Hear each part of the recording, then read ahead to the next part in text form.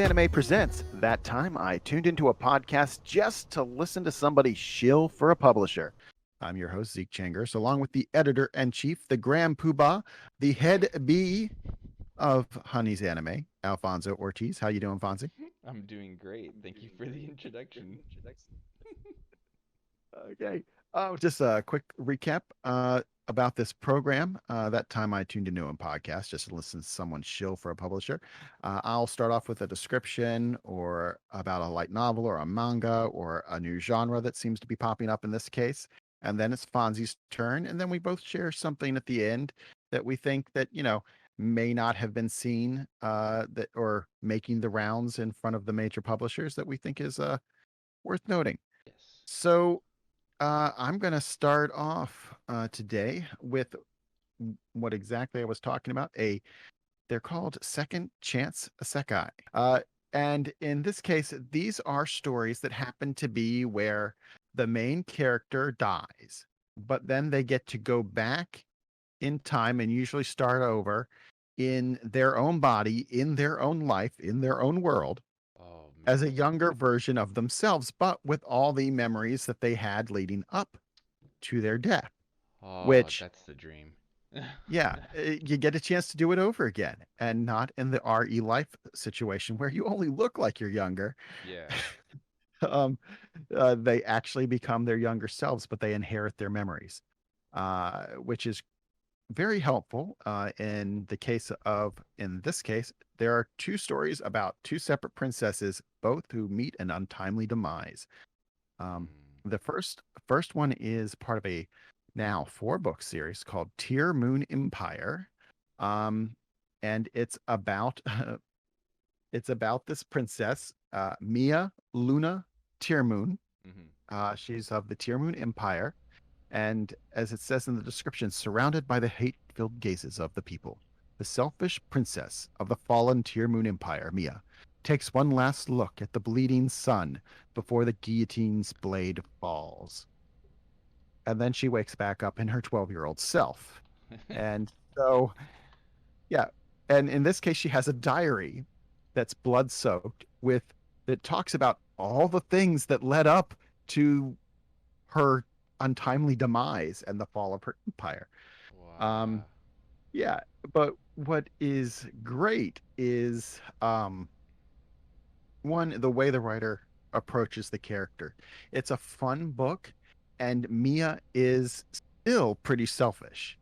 Everything she does is simply to keep her from ending up in the guillotine.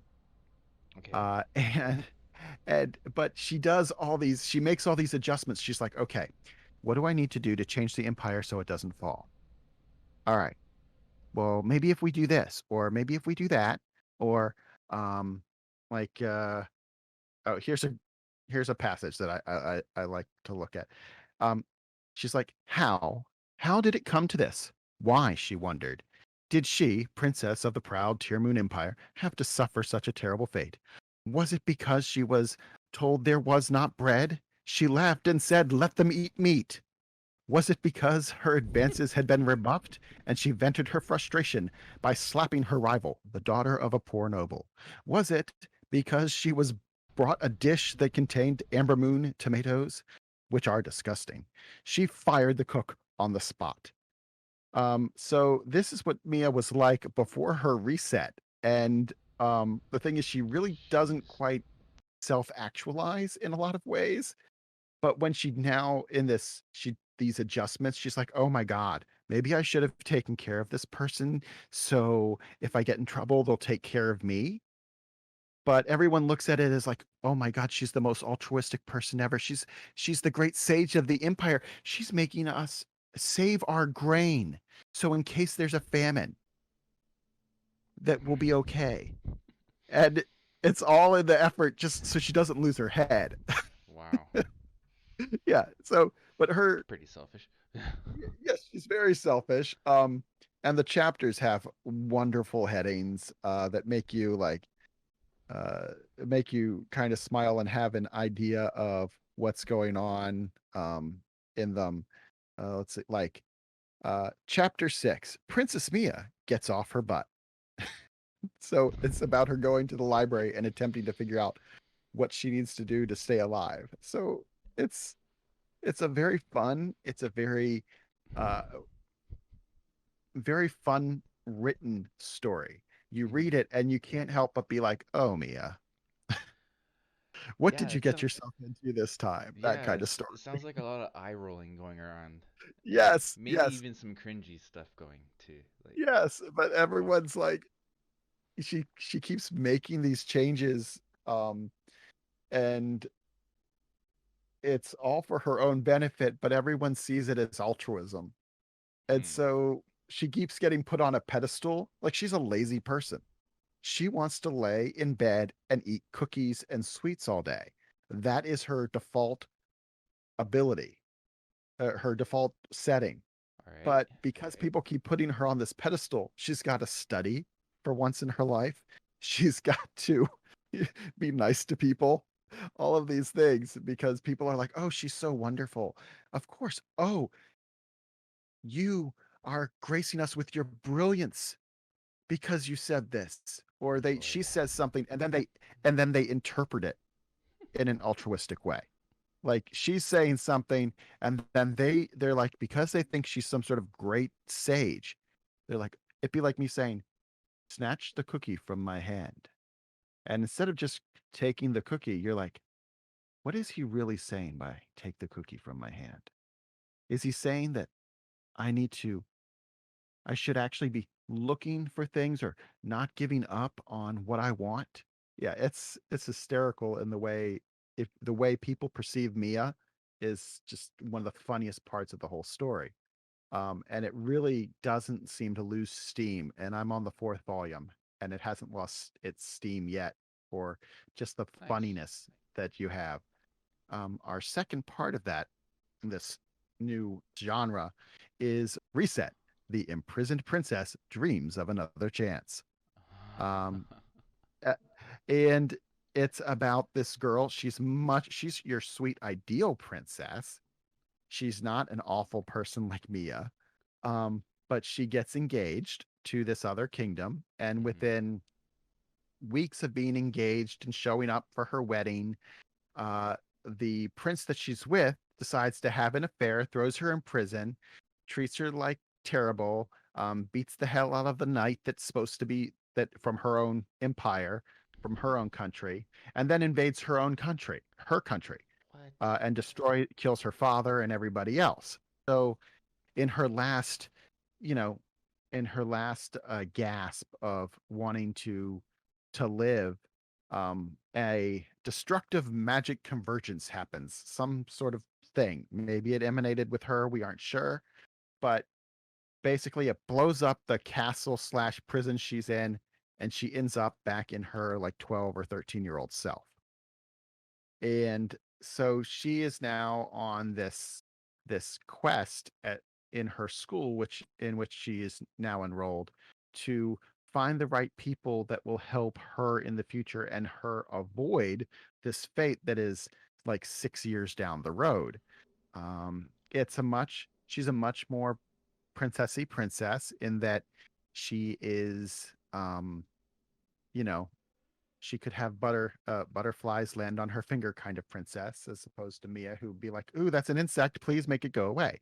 Uh-huh. So yeah, Annabelle is a nice girl, and you see that um, through the story, she's seen um, she doesn't quite understand yet what the events are, and we're only on the first. There's only one volume right now. We're waiting for the second, and she hasn't quite put together what happened to turn the guy that she was supposed to marry, that she thought she was in love with, against her, Hmm. other than this woman who is yet to be named that shows up. So and basically steals him away from her. So we'll find out that, but it's a good story. It's kind of a princess slash magic school story, and it's all about it's covering the same areas of how do I'm doing this over again. How can I make things better? And this is seems to be a growing genre.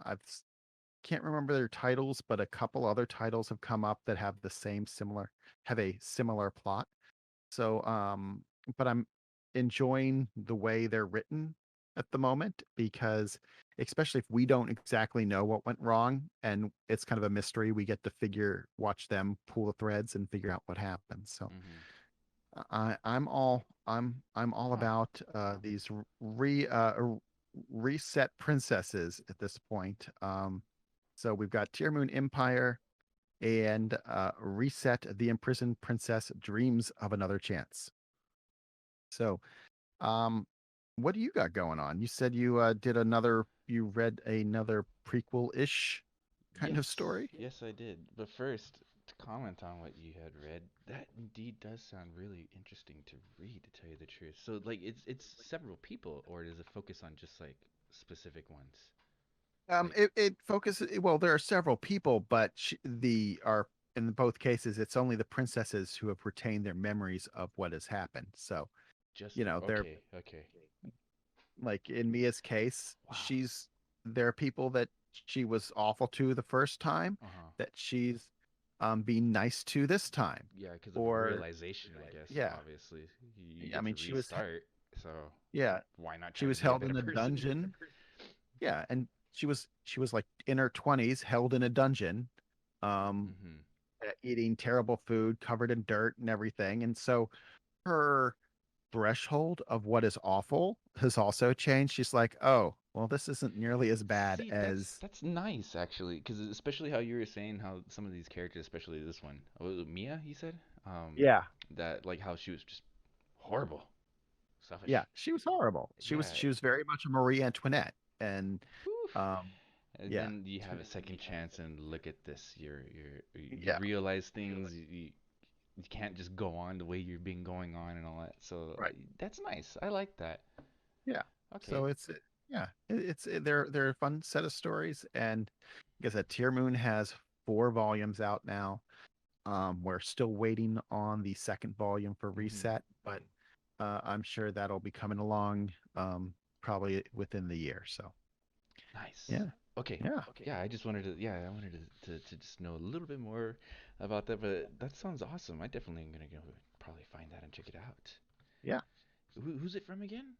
Well, our two one is published by J Novel.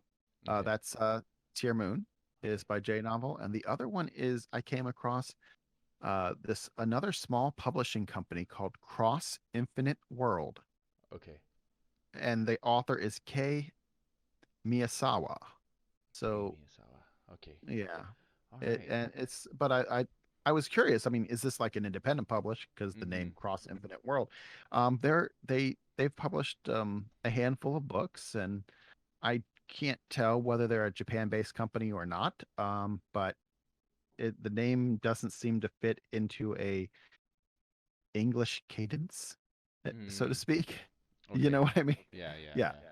yeah. All right. So yeah, Nice. those are what we are interested in looking at right now. Very nice. Okay. Thank you. Sorry. It's all right, no I wanted problem. to know more. Okay, so then going on to myself and what I was reading this past month. Actually, well, reading quite a bit to tell you the truth, but this one I liked a lot. So what I would like to introduce to everybody is the Dr. Stone series manga that I read. It's a reboot. It's called Dr. Stone Reboot Byakuya. And then this is a story in art by Inagaki and Boichi. And then the story and art is completely about by Boichi. So obviously this is a prequel since it's kind of like I guess a reboot of what they're saying in there. But at the same time, it goes along the storyline of Senku and his life on Earth, but it's in pieces, and it's really interesting. So this the manga starts out with the story of Byakuya and Senku, where Byakuya is taking his son Senku to the university that he's working at, where he's gonna be leaving from there to go to space. And of course, we know some of the people that are in space from reading this book that actually are the lack of a better word, ancestors of Yes. who Senku meets on Earth when he's unpetrified. So you have that famous singer that went up to space as a civilian, so they can like do whatever studies and tests by having a civilian up there and seeing what's up. But she's a famous singer and everything. And then you have a couple of Russian scientists. I think you have a European scientist, and then you have Byakuya, who's also there, and oh, and a Chinese scientist. So there's six total that are up in space, and then they go up there. And like the main point that you want to pay attention to in the beginning is how Byakuya is talking with his son Senku, so you can know exactly like the relationship that they have with each other and how Byakuya loves Senku and looks up to him too because he's such a smart kid. So he takes him to the university before he goes up to space, and there's like a robot that he had or an android, I guess you can say, that he had developed, and it's like this box kind of looking thing, but that was then. And so then they go up to space, and then petrification happens, and they see it actually happen. A blast, like somewhere kind of close to like I guess like the North Pole area, and so that is where everything basically started. But obviously they're in space and they didn't get affected by this, so it was only on Earth. So that's like one mystery that you kind of want to know, right? That's like how did this Yes. petrification happen? So long story short, they don't necessarily delve into that in this case. I really would like to have Unfortunately, an idea. I would like to at least have a hint or a clue I know. Me as to too. the. I Me mean, too.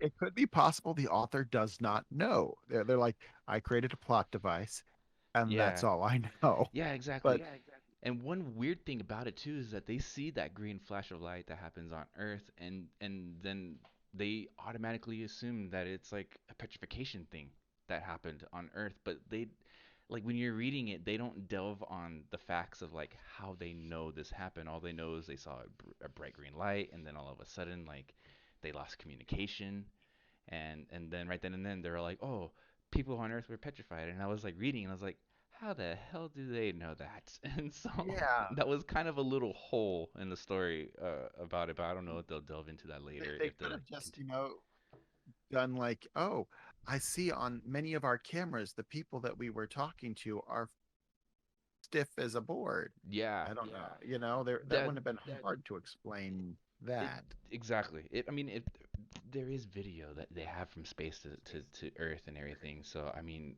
that would have been great, but I didn't necessarily see that. But anywho, so yeah, they're in space, and then so the second they find out that that happened, they have like a limited amount of time to get to Earth because they want to go back. If they stay up in space, they have a lot of food supply that they can last for quite a while. But at the same time, it's like there's nothing up there for them, so they have to go back down. And while they're going back down, chaos is happening, nuclear facilities are exploding, going out of control. Yeah, meltdown.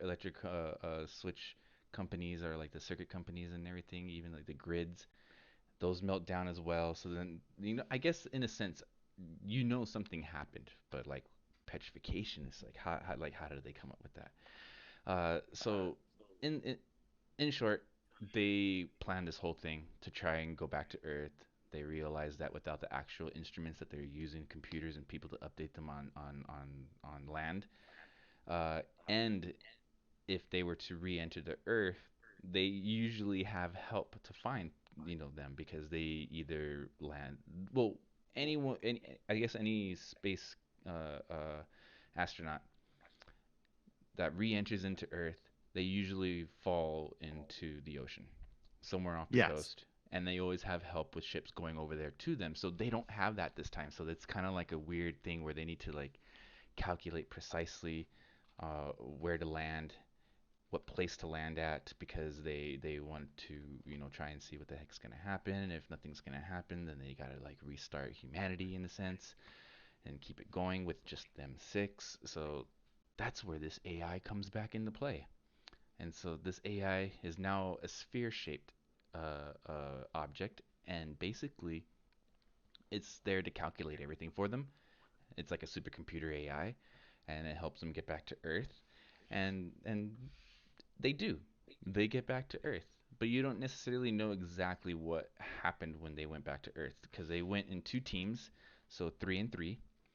The first crew went, landed way off course, and so the second crew, which Byakuya was in there, Senku's dad, they start to plot a course so they can land near them and try and save them because they landed almost in the middle of the ocean south of Japan, but there's a couple of islands right there, but they're not too sure if they can actually make it. So that's why they want to go and land near them, and then they do. But then that's like the first half of the story, and it kind of stops there. But then the second half continues in space, focusing on the AI, a robot that was up there. Okay. So when they parted, the a robot asked Byakuya, like, "Hey, am I ever gonna see you again, or something like that? Like, are we gonna meet again?" And Byakuya, like sadly, semi-begrudgingly, and crying and everything, was like, "Yeah, sure, we will meet again. It might not be right away, but we'll meet again." So because of those words, that response, the robot gives itself hope. So for the second half, it's just this robot by himself in the International Space Station, trying to keep the space station intact, Okay. operational, and there waiting for Byakuya's return. Hmm. Now, the sad part about this is that like years and years are going by, and this robot is struggling to try and keep the space station together, but being a super AI, the the AI is doing great. Space station is awesome, and then he's always got that message in the back of his mind saying that I have to keep this space station operational and running and in tip-top shape for Byakuya's return. And you're like, oh man, what's gonna happen? And so, Yeah. and you already know what's gonna happen in that sense, but like it gets really good because um the AI wanted to let Byakuya know that he's still up there, he's still alive because the scientific calculations of humans leaving the space station and going back to Earth and leaving the space station alone is that there's nothing up there to operate it and keep it in orbit. It's slowly going to just crash into the Earth Yeah. after a couple of Gonna years. yeah. So that's what Byakuya had, you know, understood, which is why he was crying and kind of like abandoning the AI there, giving him false hope in a sense. But this AI kept that space station up and going for years to come. And so what he wanted to do to let him know that the space station was still up, he made like this huge spotlight lamp on the space station that will shine bright when it hovers over the location that he landed on Earth. Huh. So that was like a way for him to let Byakuya know like I'm still here and I'm still waiting. And so he does that, but Byakuya, and this is like already like 20 years later, Byakuya is like on his last leg. He's about to die. And so he's teaching some kids. They had like a civilization started again, and they started their whole Yeah. like humanity. People, the original six started dying. He ended up being the last one. And then like a really sad part about it too is that like while he was like dying, basically he was just out in like the river or something like that, picking minerals or washing something, and just collapse and is like, that's it. This is my time. At least I started humanity again. Sorry, Senku, I didn't get to see you anymore. But I hope everyone's gonna be all right. And so he's like ready to die. He's done. He's like, I've done my part as much as I can. And then as soon as he collapses into the water, he's there. He sees a big, bright, shining light in the sky. And when he notices that, he understands that it's a trajectory of where the space station was crossing and immediately realizes, oh my God, this AI is still alive. And he's up there, but he can't do anything. And then, like, that was it. He dies. Yeah. And then you're like, wow. And so it kind of continues on more and more after that, because obviously they return to Earth. It's been like like a few decades afterwards. But when Senku awakes, it's quite literally thousands of years later. Right. 7,000 plus years or something like that. Which he keeps track of by counting. Yeah, like while being petrified, because that's how like superb his memory is, and Yeah. being conscious while being petrified. Like that in itself was amazing, to tell you the truth.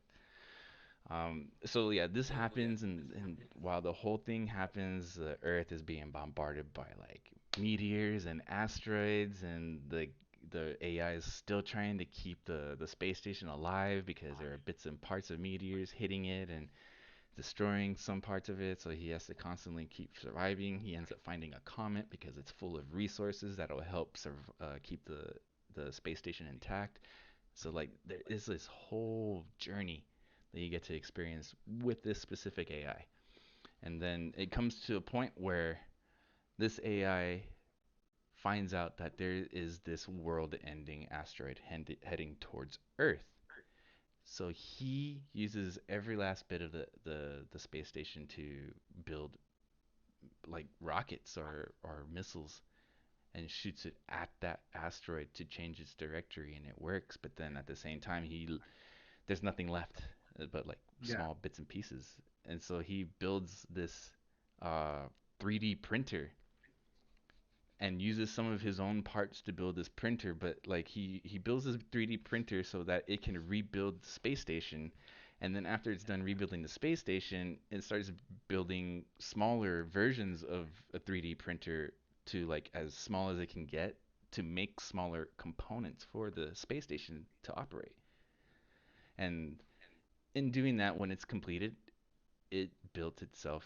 It had the 3D printer build itself a new AI body, and Hmm. this is a body that I have a very strong feeling, and the fact that the space station is still alive and everything, that we're gonna get to see in the next season or two or something of Doctor Stone when it comes out, and that's gonna be like something just like epic, I think. Because Yeah. Senku doesn't know about this, and then when he sees it and understands what's going on, that's like, in my theory, is that Senku sees the bright light in the sky and he knows what's going on. He's like, "What is that?" And in the path that it's traveling, he's like, "Maybe that's the space station." So he has this theory about it. And then, but when that happens, that's it. The first volume's done. There's nothing more, and you can only have speculation afterwards. But man, it was really good. It was sad.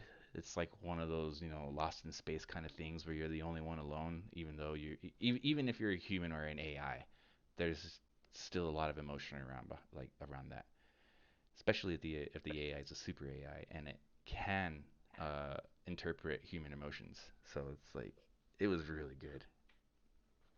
I liked it a lot, and I strongly believe that we're gonna see this AI in the anime series soon, and when Senku sees it and they meet and they come together, that just because that AI is around, civilization on Earth is gonna advance much quicker than just Senku being there and using the resources that he has on Earth.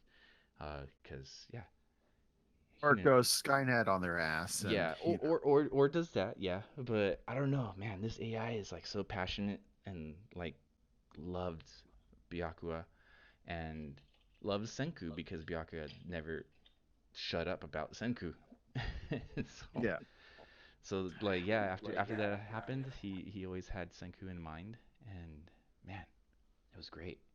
I highly recommend this to anyone to Well, read it if they're a Doctor Stone fan.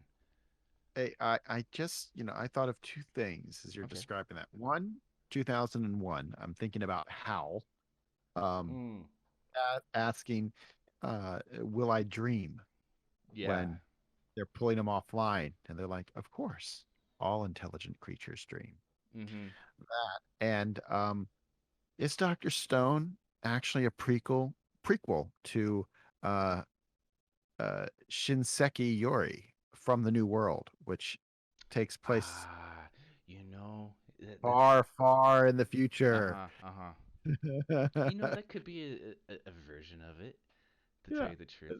Oh man, it was really good. I liked it a lot. Like when I finished reading it, a little tear came out because I was like, man, having an AI understand human emotions and be able to reflect it in its own way was just like heartbreaking in some sense. It's like, you have Skynet and you've seen interpretations of that happening before in the past, but it's this is different. This Yeah. is like just so much more like In in make my abilities, didn't I say to make my abilities average in the next life? In the novels, you find out that there are computers and robots that are still running from the previous civilization, and she comes across those occasionally. Um, wow.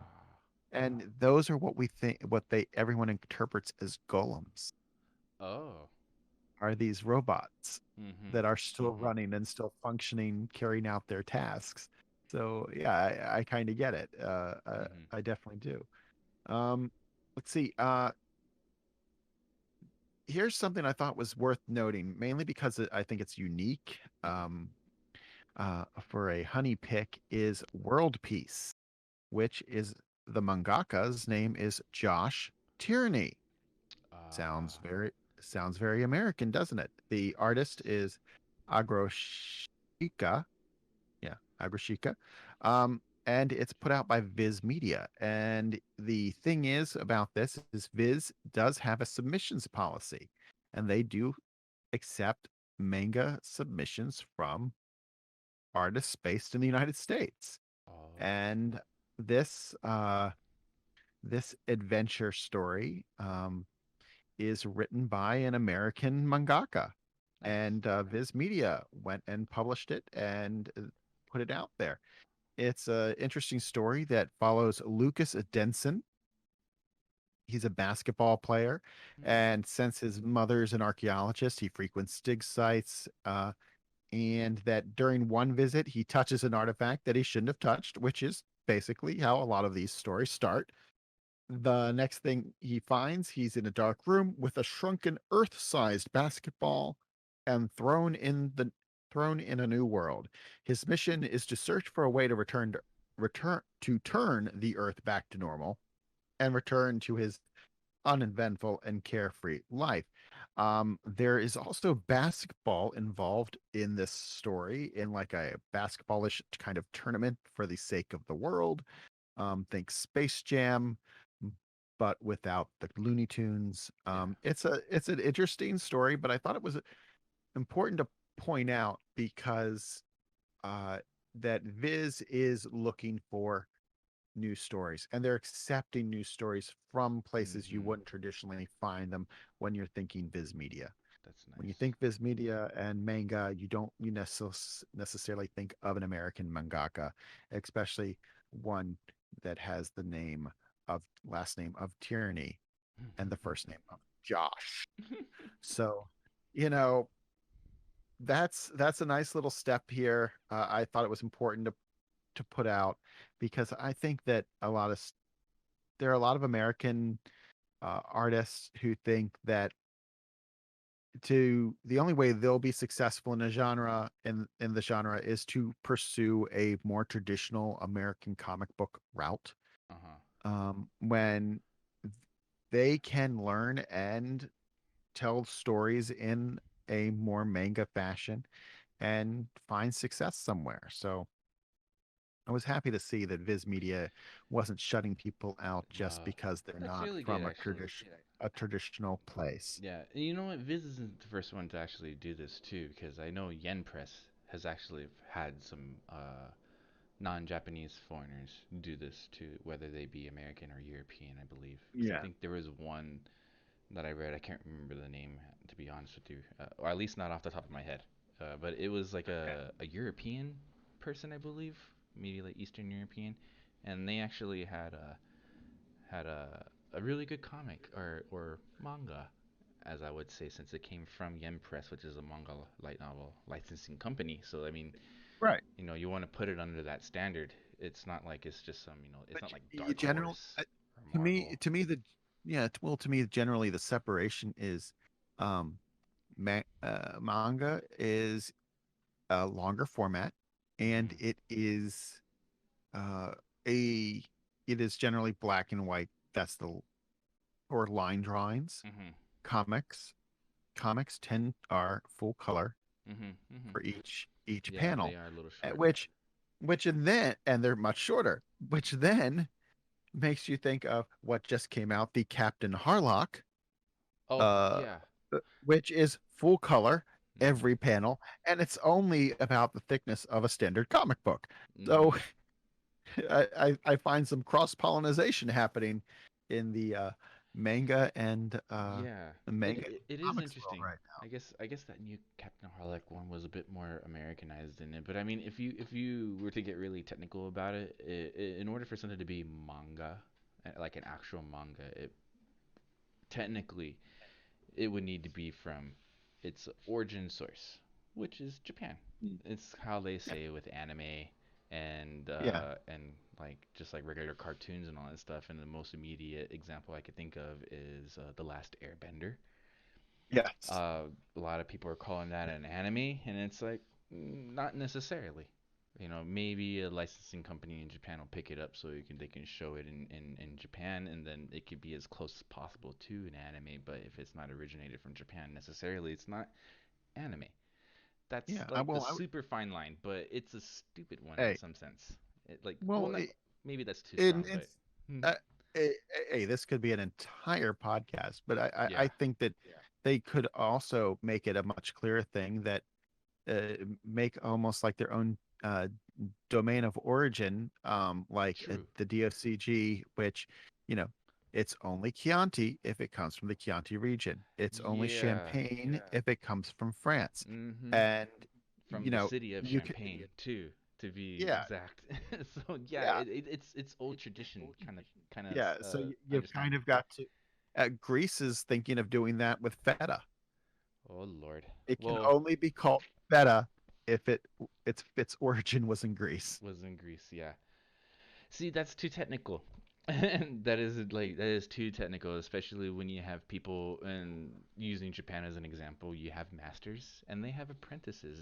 The Yeah, apprentice doesn't need to be from Japan. They can be from wherever they are as long as they're there and passionate about the art and want to promote it more, you know?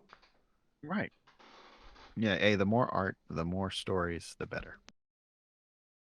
That's I how think I've so seen too. it for No, years. no, I agree, to tell you the truth. Especially in this modern day where the internet is there and it's bringing all sorts of cultures and societies together in like a really quick information hub like the hub. Um, Oh, yeah, there shouldn't be these specific standards there anymore. I mean, at least I wouldn't think, but we'll see how long it takes till it's universal completely. hey, a quick update before we go. The story I talked about off the top last time, I banished from the hero's party. I decided to live a quiet life in the countryside, Yeah, Volume One. It is now be it is a anime scheduled to be released shortly. very So nice, yes, very I nice. saw I saw the PV for it the other day, and am looking forward to seeing how they interpret it. There aren't that many volumes, so I'm really curious how they're going Oh, to make an entire 12 episode season out of it, well, but we'll see. let's see. If anything that I've experienced, I would have to say that maybe like a full volume of a manga or light novel is usually worth about maybe 3 episodes. So Yeah, if there's there. four, that's Yeah, 12 right there. yeah. It's like about 3 chapters if it's like 12 chapters in a single volume or something like that. Yeah, like it's at least 2 to 3 episodes. So I see this being as a single series episode or a season, sorry, Yeah. single season. Yeah, so yeah, hopefully they can pull it off. And I'm sure that there are more that I have not read, but because they haven't been translated Mhm. or released yet. So, Yeah, but yeah, I saw the PV for that. It looks good. nice. I'm interested in seeing how they Yeah, take this and that's great couple's too. flirtation. Yeah, and it's great because this isn't the first recommendation that we bring up because combatants will be dispatched. We've talked about, I think, like the Yeah, first or second episode of the podcast, of this manga yeah, podcast that we have on Honey's Anime, and that is now an anime, and it's great. yes, yes, it is. Yes, and like I said, he is just as bad as Kazuma in Konosuba. He's just as despicable. So Yeah, I agree. Maybe more so in this one what because of like what the whole just evil points that he has to yeah, accumulate. yes. The evil points. I'm going to go around and grab people's boobs so I can accumulate evil points. I mean, It's or so good. I think It's there was really funny. that or panties. I think he was like Flash. No, Zipper Man. He Zipperman, was yeah, he was yeah, exposing he was exposing himself for evil points in yeah. public. I remember that one was really funny. But I like that one girl. Ah, I forget exactly what she was in her name, but she's the one in the wheelchair. And Oh how she, yes. oh gosh, that was really funny. Like the whole Yeah. introduction with her, and then him getting evil points because she fell off the wheelchair and exposed her panties and stuff. And I was like, oh man. Oh, that was great. Oh, so yeah, I wanted to make sure I mentioned that they can look out for the light novel, not the anime based on the light novel coming out soon. Uh, and that we want to remind people that we do this in cooperation with, of course, uh, for Honey's Anime, but in cooperation with Yen Press and Viz Media and Kodansha and many of the other publishers that Yes, send their Fonzy's works our way. Entertainment. Yeah, because if they didn't give us access, there's no way we would have the ability to seek out all this new stuff as it comes out. Mm-hmm. Yeah, and a lot of it, well, not a lot, but most of what we do talk about, they give us ahead of release. Yeah. So it's like you guys get the first look or first hear on this podcast from us. And I hope, I hope it's something that you guys appreciate. That's all I have to say. I really hope. Hey, I sure as heck like talking about it, and if you like listening to Fonzie and me talk about it, please click the subscribe button Yeah. and add us to your YouTube lineup. Yes, like the video, subscribe, comment even. Let us know what you thought. Yeah, if you think that we are way off base with our description of a show or novel, or there's something that you want us to talk about, let us know in the comments. All right, Absolutely. Fonzie, anything else before we close out the show? No, I don't think there's anything else other than I'm gonna continue reading so I can find the next best recommendation for all you listeners out there. I mean, I finished Fist of the North Star, and I'm gonna start the Kirby Manga Mania, and that one looks really good. Kind of reminds me of the Mario Manga Mania versions that they had like not too long ago. Hey, a there's an upcoming article that will appear on Honey's Anime for Kirby Manga Mania. So Yes. hopefully you guys can check that out if you're on the fence on whether a pink blob makes an interesting comic book hero. Oh, And of and course. yes, and until next time, please check out Honey's Anime.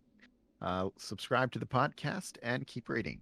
Yes, and make sure to visit the video description below so you can find all of our links, our social media links, and support us as much as possible. We greatly appreciate it.